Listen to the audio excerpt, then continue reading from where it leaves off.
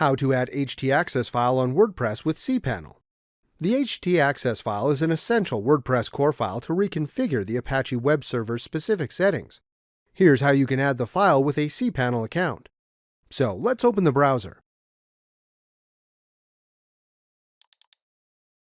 We will write on the address bar the domain we will use for the test.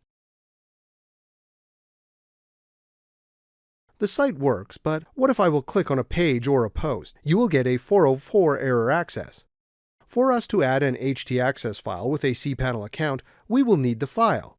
We can recreate the file with a notepad, but I am going to provide a link in the description of the video with an already created file. Just pause the video and download the file. Now that we have the file downloaded, go on the browser and open a new tab. Write the domain name and put / and text cPanel. Now write your username and password and click Login. Click on File Manager. Click on the folder public_HTML or go to the path where you have your WordPress. You should see a folder with these files on it.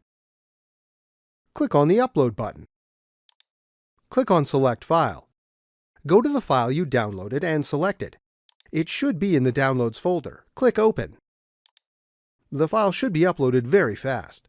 Now, let's refresh the page on the browser. The 404 error should be gone if you added the file in the correct path. This is how you add htaccess file on WordPress with cPanel. If this was useful, please like, share, and subscribe. You can watch more videos from the right.